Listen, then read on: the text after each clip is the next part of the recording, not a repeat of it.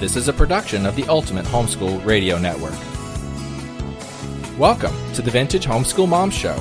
Your host, Felice Gerwitz, is an author, a publisher, and your radio show host. She will encourage, educate, and inspire you with answers to your most pressing questions, from homeschool, marriage, parenting, and much more. Felice loves to equip moms to live a Christian life because every moment counts.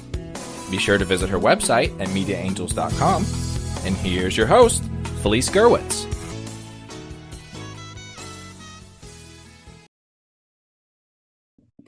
Hey friends, and welcome. My name is Felice Gerwitz, and this is an episode of Vintage Homeschool Moms. Have you ever wanted, or do you have a homeschool student who has dreamed of a career in the film or arts? Well, today's guests are going to get us started.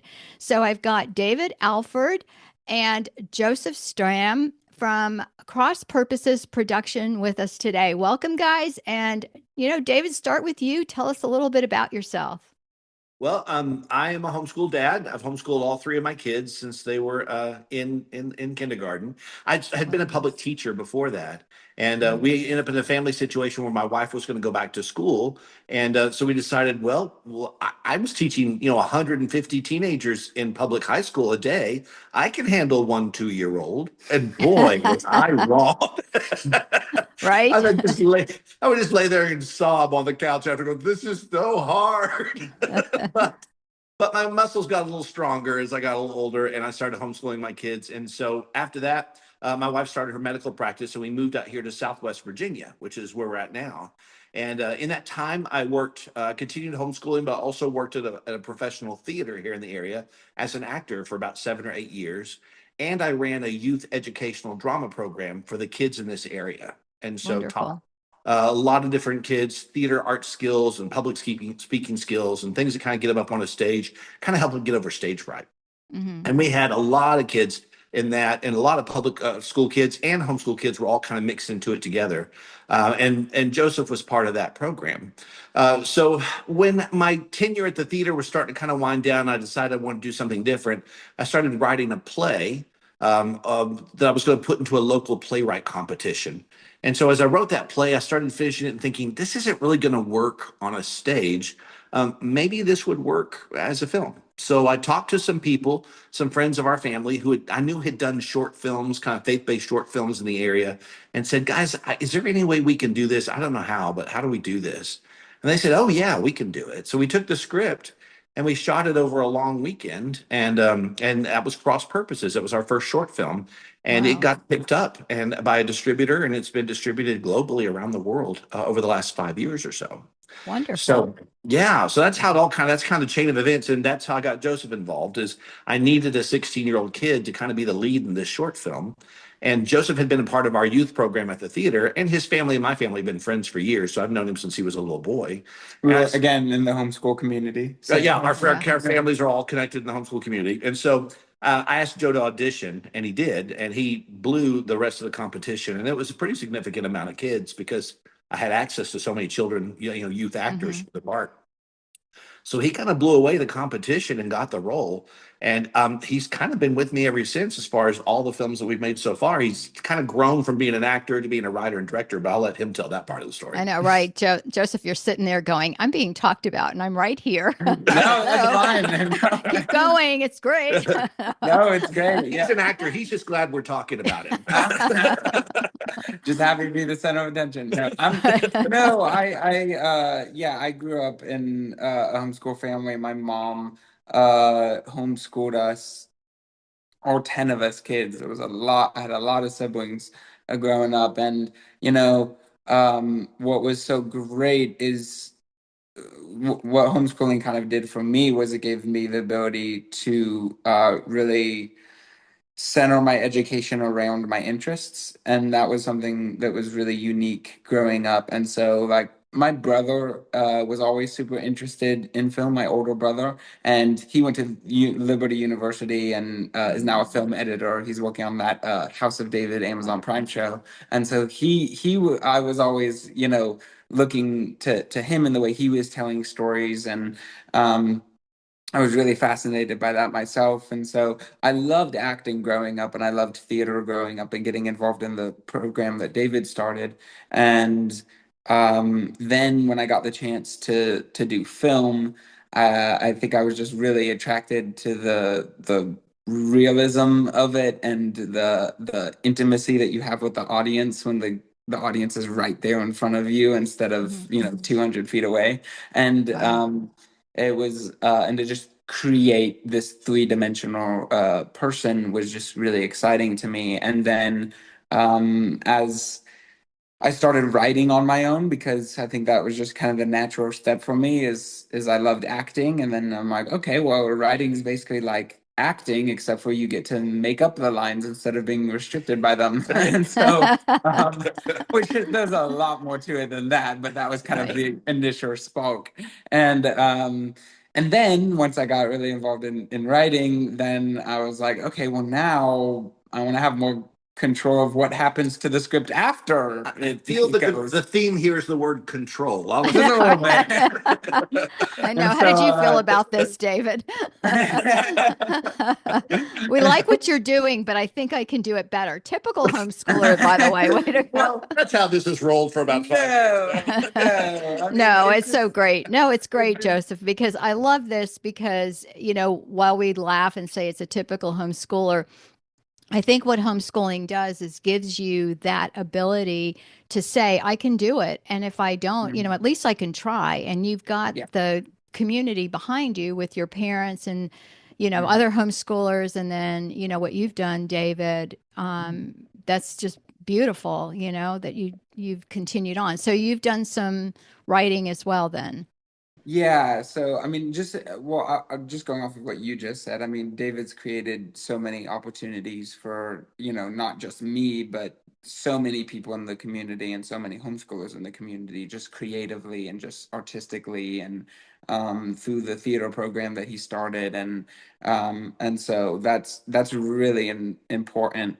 And so I've been very grateful for that. But yeah, I kept writing, and I've written on a couple of our feature films now, and then have written and directed some short films as well, and just kind of kept on with that. And so I love all aspects of filmmaking, in front of the camera and behind. So, you've pretty much answered number 1, 2, and 3 on my list here, which is fine.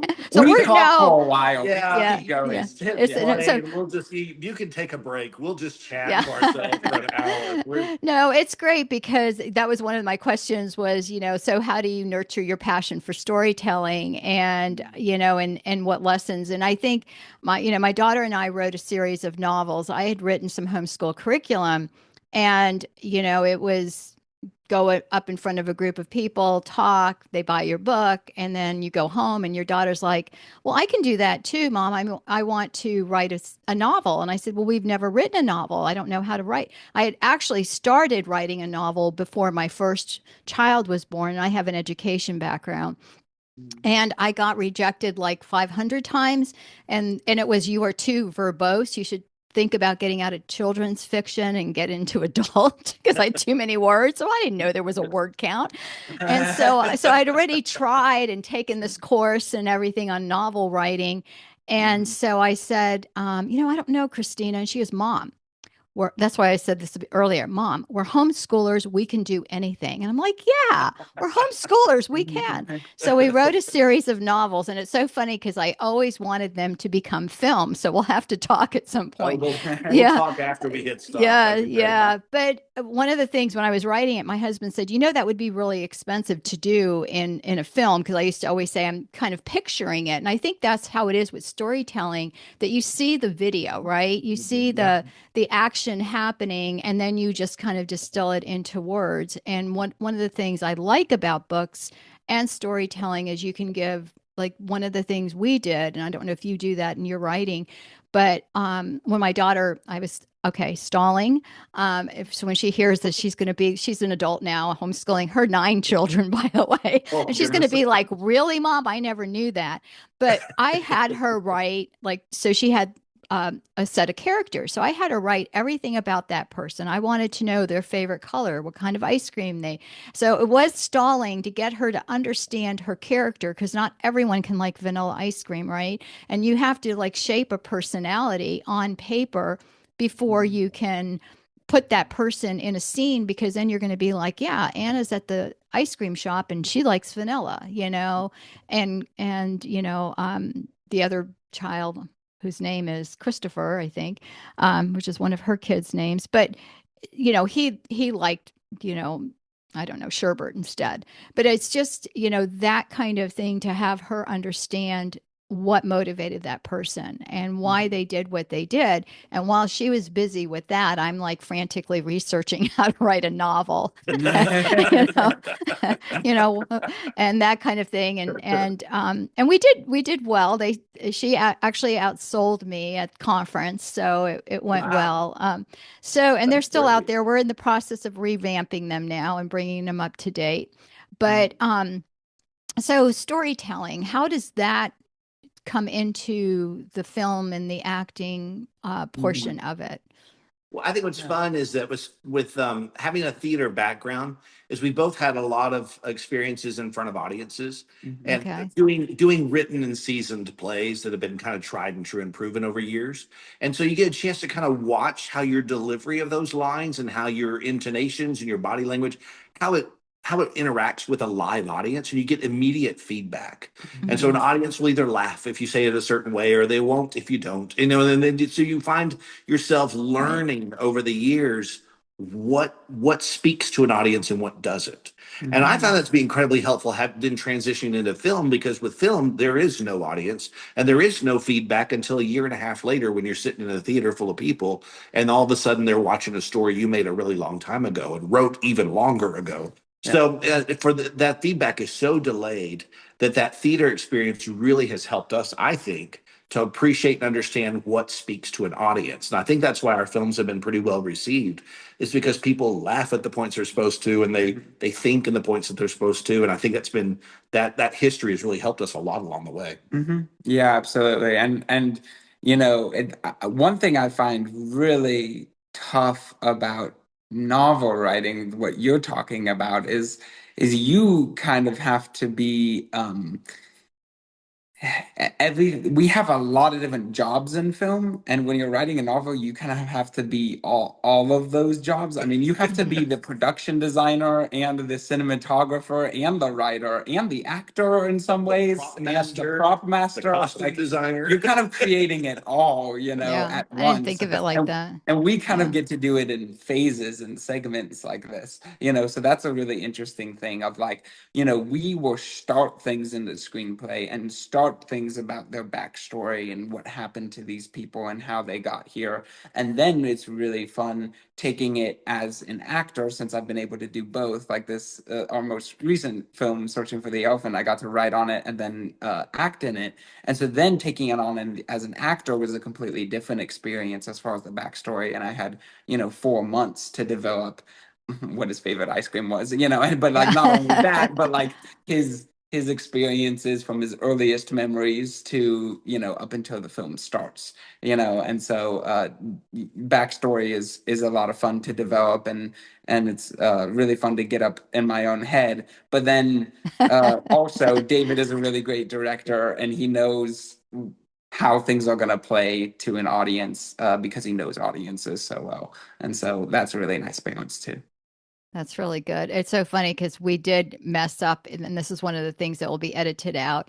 Um, because my daughter was writing it for her and her brother, because they were Mhm. the two main characters. So she kind of was modeling, she's Anna and he's, Christian was his name. Yeah. And so I got confused with Christopher's her my grandson. But so she was like, and Christian always wore Christian t-shirts, which her brother wore. And I was going, but you named him Christian and it's a Christian t-shirt. That's a lot. And no, but I like that name. Okay. But one of the things we did was we described what Anna was wearing. So, Anne, we didn't realize that when boys were reading it, they're laughing hysterically, where this is not supposed to be a funny part, but they were just like, what is this? So, one of my friends told me this. We had like 40 people families who read the books because I was not Media Angels is my publishing company, and we were not putting anything out that wasn't tried and true and and gotten professional editors. This was not we were do it yourself, but we were going to do it well, which sounds like what you guys are doing. But apparently we said, Anna was wearing a crisp white shirt tucked into her khaki shorts, and the boys were rolling on the ground thinking that was hysterical. And we're just like, what? We want to know what she's wearing, And so my friend said, when we were reading it out loud, the boys are laughing, and so that's one of the edits that will come out of this newer edition. We won't be discussing Anna's wardrobe. So it was like so funny when you're saying we're doing, because we girls want to know what Anna was wearing. Oh yeah, it paints a picture in your head, and that's Right, what you do in your imagination. but we may have told too much, so we've got to kind of go back but it is kind of a learning process, don't you think? And so you mentioned Joseph searching for the elephant, and so the focus is faith, which I love, and you're telling a story, but it has a purpose. So how do you see homeschool families using projects like this to spark conversations within their home? Hmm. I think there's so many conversations to be had about family in this film. I mean, and the ways that families isolate themselves from each other, members of the family do. The film is kind of about isolation in a lot of ways, and that's something that's really easy to do today, more now more than ever. Um, Are you talking even about because of devices, as I call them, the Yeah, tablets yeah. and the phones and Oh, yeah, 100%. I mean, you yeah, can have a family who's all together at a dinner table, but you're not paying attention to each other. So right. they're isolating themselves in their little bubbles, even though they're technically all together. I mean, everyone does that to some extent, and it's really easy to do that now. And so you see that in how Griff has pushed everyone away, the grandfather in the film, and hold himself up on this ranch and pushed out all of his family members, and now he's stuck with this grandson who has all these problems, and they're having to try to connect again. And I think Mhm. that a lot of families can relate to that situation, or they know someone in their family who has done that same thing. Jason has done the same thing. He's isolated himself and numbed himself out through his addiction, and so I think that hopefully what I hope is that families will go and they'll see this film and they'll recognize that Griff or that Jason that they have in their own lives, and they'll maybe walk away from the film with a little bit more understanding of maybe what that person is going through, where they're coming from, and how to reach out to that person, and a little bit of a hopeful message that there is hope to connect to those people yet. And there's a lot in there about forgiveness and generational trauma. There's a lot to discuss in the film, but I think that's one thing that I hope the film can do, because God gave us like this tool in filmmaking that's very unique, and it's something that few other things can do. It gets us right up close to these people for 2 hours that we may not really want to be with in normal life. You might not want to Mhm. hang out with Jason or Griff, these characters in real life, but in this film, you're kind of forced to for 2 hours. And so you walk away, hopefully, with a little bit of empathy and understanding and sympathy for these people. So again, when you see those people in your real life, hopefully you look at them differently. Yeah, and I think too, parents are hungry for shows that have value. We Mhm. subscribe to Pure Flix for that reason, and then some films are wonderfully made and others not so much, and I think that we're craving good film productions that are professionally made, that unfortunately you don't have the budget of some of the big big guns that do, but it doesn't matter if it's done well, especially I think a film really rests on the character and the Yeah. acting. Because how many times have you seen a movie and said, well, that person shouldn't, who did the selection here, because that obviously doesn't look like this person's mother, or have you ever seen a movie where no, that should have been his mother and that should have been her mother, they're switched.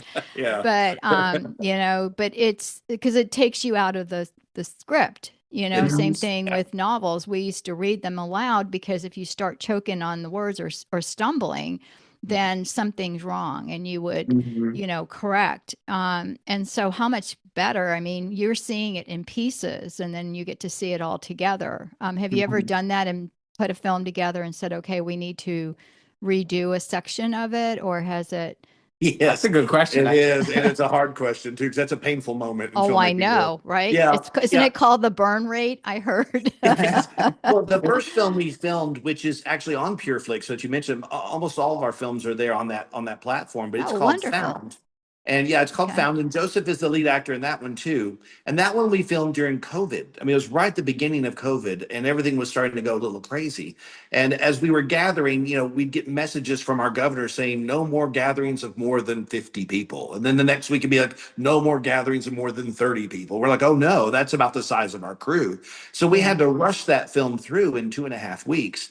And which was an insane pace to film a movie. Movies take months, not weeks. Yeah. But we were going so fast trying to get that movie done before we were shut down by our local government.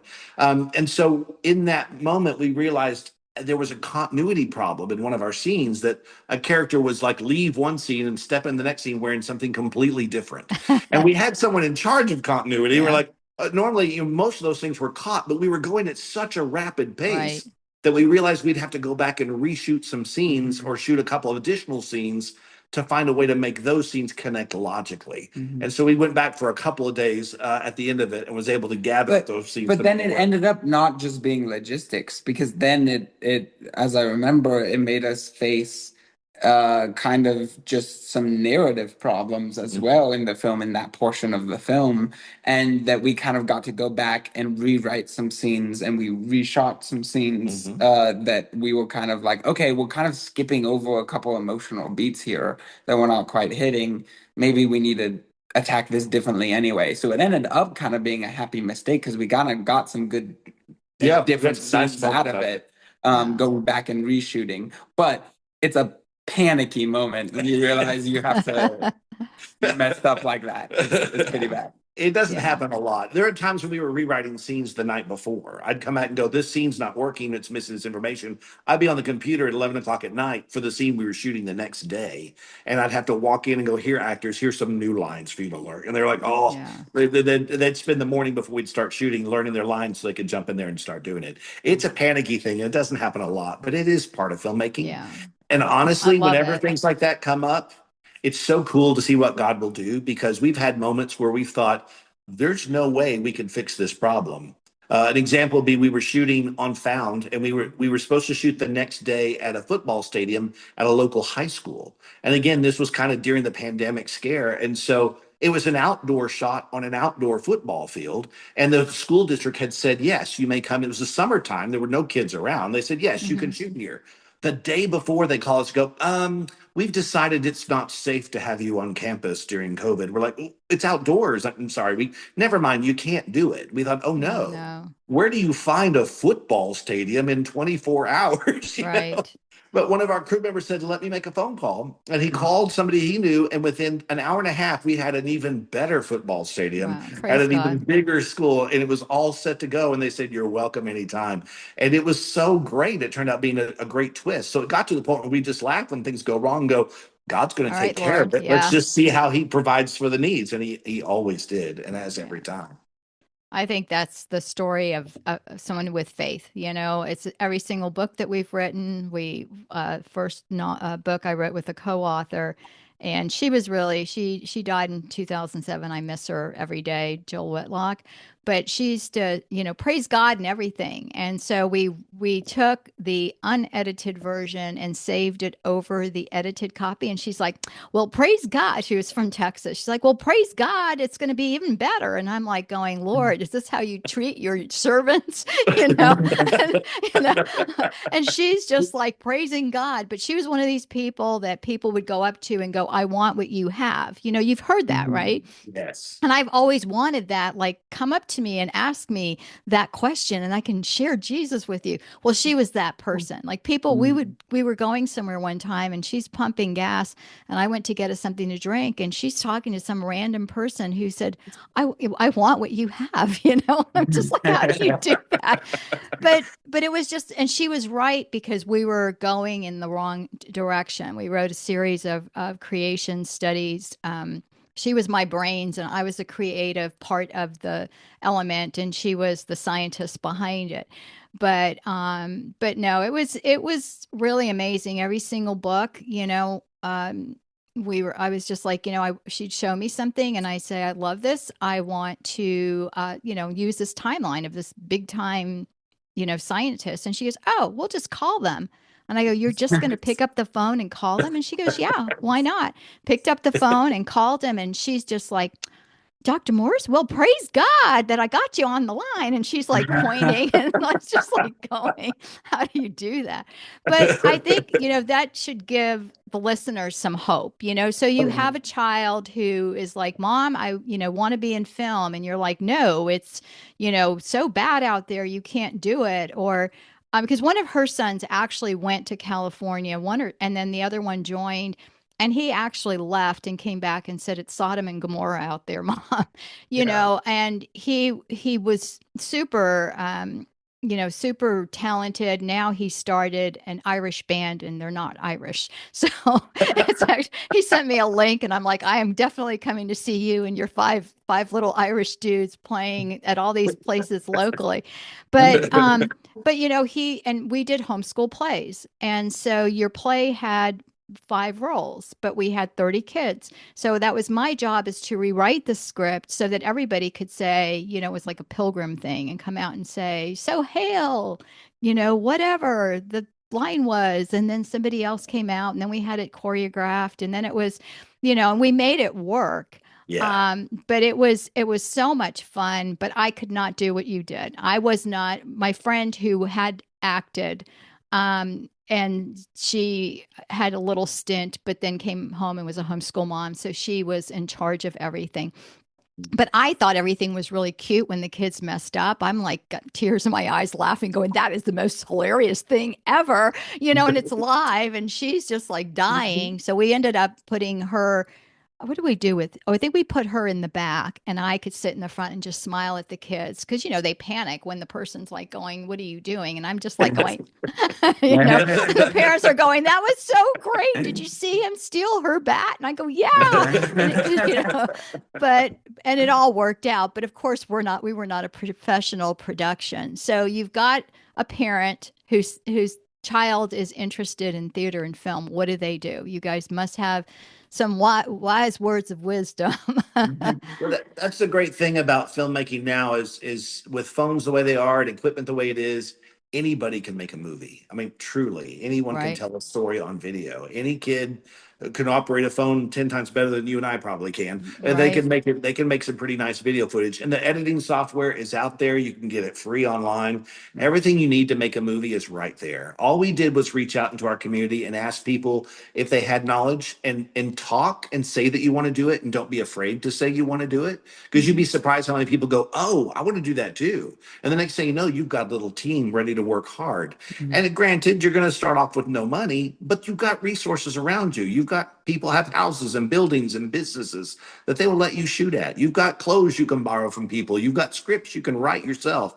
Everything you need is right there in your house with your friends and family. And that's how we started. In my first film, Cross Purposes, we shot that film for $9,000 and we paid everybody a little something for what they did. And that film, like I said, went on and got picked up by distribution and is now distributed around the world. And so that led to 3 more feature-length films coming out for us that we've just kind of taken the money from one project and put it into the next and put it into the next and put it into the next. And that's how we've grown over the years.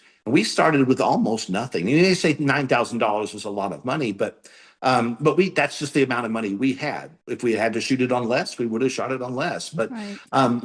our little short film needed a hospital. And we're like, well, we can't put an IV stand and a CPAP machine in a bedroom and call it a hospital and have anyone believe that it's a hospital. So we did the unthinkable. We went to the hospital here in the area and said, is there any chance we can shoot our film in your hospital? Thinking they're going to say, no. Right. But they didn't. They came back and said, you know what? We have this entire wing that we have no nurses for, and that entire wing is closed. So if you'll be Wow. quiet, you can shoot in there. And so they gave us a hospital wing to shoot our little short film in. And by golly, it looked like a hospital. Because it was. You'd be surprised, yeah, what's out there on, that was true for all of our locations, just going out and asking people and What can they say? No, right? I Yeah, mean, that's the yeah. worst that And could most happen. don't. Most don't. We've had restaurants given to us for This free, restaurant hospitals. closed on the stage, just come in Yeah, and we're closed in this restaurant. Come shoot on that day. We're closed, and that's fine. People were happy to do it. went and shot in a jail that had just been emptied, and they had been moved to a different facility. Yeah, and so high security prison, like 250-person maximum security prison, just empty. And Wow. so we went in there for Searching for the Elephant. We shot some scenes in there. It was very surreal. So yeah, you'd be surprised when you start asking around, what you can find and all the resources that are out there. And I would also say that, people will look past a lot of production quality errors, and low production quality if your story is that good and if your characters are that good. True. And if they're that invested in the story, you'd be They won't surprised at what notice. people don't pick up on. Or They don't care just don't because care. they're Right. just so invested in what Right. you're doing. So it really all starts on the page. If it Mhm. ain't on the page, it ain't on the stage. That old saying like that. It's I never very heard true. that, but that's kind of Yeah, cool.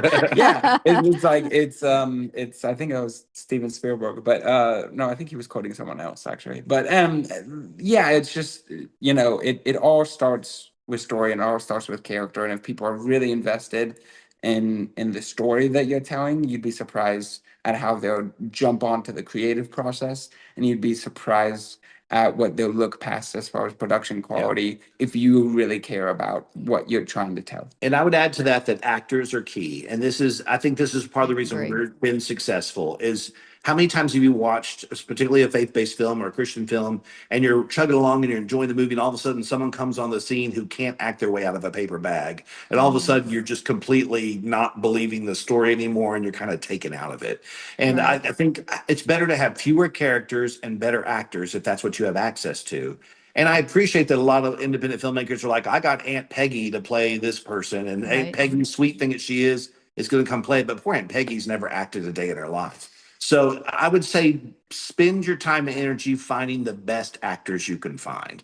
We're blessed here because we have a professional theater here that has a permanent company of actors that have been acting for many, many years, often together. But that's the theater I worked at when we first came here. So I know about 15 or 20 professional actors that are right here in our Yeah, community. you're really And many of them blessed. and they've been Right. willing to be in the movies and do them with Right. us. And so because of that, our caliber of acting in our films is a lot higher than most independent Christian films. And I think people like Joe who have such a gift, I think the reason we can do that is because of that blessing of having those actors around. And we've been really particular about who we put on screen. And I think that's helped Good. keep our professionalism up a little higher than the average Christian film. And I think that's what's gotten us the most attention. So do pay close attention to your actors. That makes a huge difference. And Well, less can be more. Less can be Yeah. more. Yeah, Yeah, definitely. well, I'm excited because we're going to put that PureFlix to work now. I had bought it, mainly because I have grandkids, and so they have their own. I bought two, one we have and they have. So when they can come over, they star the movies and share them with me. To say. So we have two accounts, but we log into one. But we bought two PureFlix just in case we're sharing. But no, I like to support good things, and I think people look for that too. Where can we put our money? Because like Angel Studios I was one of the angel investors a long time ago for them. So, it's what we look to do if you can do it. People are interested in supporting things, whether it's buying a streaming service that has good Christian content. And I always, as a homeschool family, and I'm sure many of my listeners uh, know that it is so important for us as parents to make sure that we've watched a film before we show it to our kids, even if you've watched it young. My husband and I were watching things and we said, oh, this would be a good movie to show our kids. And like it got started and like, oh my gosh, I don't remember that scene in there. And you're I've done immediately, that too. yeah, or you're screaming at my kids. They're adults now. My youngest is 25 and he's actually in the military. And so he goes, we're going to watch. He wanted us to watch. It was some war movie and I'm like, do we have to? And it's like, yeah, dad will like it. And in the middle he goes, everybody close your eyes, or something. And so he was making fun of me and it was not a bad scene. I think they were kissing, but he was just like so funny. And he goes, don't worry, mom. I always think of you. You've scarred me for life because I used to scream at everyone, close your eyes. But yeah, you don't know that. So it's so nice to meet you guys and to find good content from good families that understand homeschoolers. And so, a couple of things, anything that we didn't cover that you want to say to the audience. And then I also want you to share, I've got some of your links that I was sent. I'll put those in, but anything you would like the audience to know. Um, as far as our films go, we're really proud of each one of them, and we're excited that they're available on PureFlix and other platforms, which I guess like Amazon Prime and Okay. Tubi and places like that, and Apple TV has them as well too. Wonderful. I do encourage people to look at our films first. They are family films, but there's sometimes they cover some hard things, and they're maybe a little bit better for older, like teenagers Right. and parents to sit down and watch. Found is great for all ages. It's even got a trained hamster that my son had do tricks on the film. It's very entertaining. And that hamster was good. That hamster got it in the first take. He was a true professional. That hamster was a pro by the time my son was done Hilarious. training him. Yeah. But some of the other movies are, about hard family issues. And we do that because we want to tell stories that feel real to the Mhm. people who watch it. And people who are not raised in Christian environments will see it and go, yes, that's like my world. I see what you mean. And so it's important to us to include the hard things in life. And not everything has a perfect bow at the ending because life doesn't always throw us that. And we think that's Right. important in authentic storytelling. And we want to be storytellers that people see the world they live in and therefore can identify and believe with what we say about God as well. We want Wonderful. God, we want our God to live in a real world with them, and we want him to recognize him that way. So yeah, we do encourage people to look at the films ahead of time. Like I say, Joe's in most all of them, and we put him through the ringer. I think we've made him a cancer patient. We've given him autism. We've given him a drug addiction. He's done it all, but Wow. he's Way to go, fantastic. Joe. He's fast. Look at you now. Yeah. But he's brilliant in all of them, and I think you'll enjoy watching him a lot. Wonderful. Well, that's exciting. I'm really excited to meet you, and I have to tell you, I do very few interviews, so you guys made the cut. I every once in a while I get a lot of authors and that wrote all these books and things like that, but no, this one really piqued my attention because I know that there are people out there that are interested in film and just think, well, we're kind of not in a drama, school, because I know there are some schools that are drama schools, but then you don't know what you're going to get in those situations either. Mhm. So Yeah. it's so Yeah. wonderful. And Yeah. so much of it, I would just add to that, so much of it is experience. People want to see what you can do and they want to see that you can do the thing, Mhm. especially in the film industry.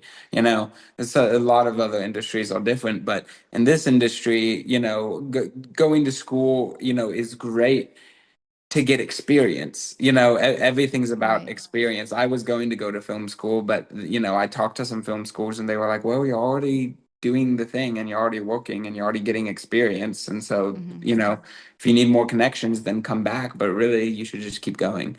And so it's so important to just create yourself with what you have around you, and then have something to show other people. And because if they see that you got a degree from something, that's great, but what's even better is if you can say, I can do that job here and look at when I've done it before, you know? Yeah, but Joseph, you're a homeschooler. You know what I mean? It's that sort of No, mindset. yeah. That sort of mindset. Yeah, exactly. So The fun, getting out there and just doing is really, yeah, really And important. reach out to us if our contact. Hopefully, you'll put our contact up. Reach out if yeah, you need I will. encouragement. Just reach out to us. We've been there. We've been there at step one, and we understand how it Wonderful. feels and what it's like. Yeah. Reach out to us and let us just share with you what we experience, and we're happy to encourage anybody who wants that kind of encouragement. We'd love to That's see great. homeschoolers everywhere making all kinds of movies. That'd be fantastic. That's wonderful. Yeah, I agree. Well, my friend's son did go to film school and he's a personal chef now. He's fabulous. So you never know, I was an educator and then ended up homeschooling. So, it's just not necessarily, I think doctors need to go to college and maybe attorneys. We're not so sure about that anymore, but yeah, maybe. Just kidding. We have doctors and lawyers in our family. So I always have to joke. But I think for so many things, like you said, that you've got an iPhone, or an Android or whatever, and they are really. I mean, my grandkids will show me, Grandma, look, here's a filter. I'm like, oh, you can use that. Can never find it for myself, but they're good at it, so it's wonderful. Well, it was so wonderful to meet you guys, and I will let you know if I need more links or contact information, but I'm excited to go watch those movies and share them. I have a big mouth and we'll let everybody know. Thank you for having us. I really appreciate it. Appreciate it. It was great meeting you. Take care. And God bless. Bye-bye. Thank you. Bye. All right, friends. Well, you can find this episode. It's actually called Homeschooling and Film at Vintage Homeschool Moms. Take care. God bless. And I'll talk to you soon. Bye-bye.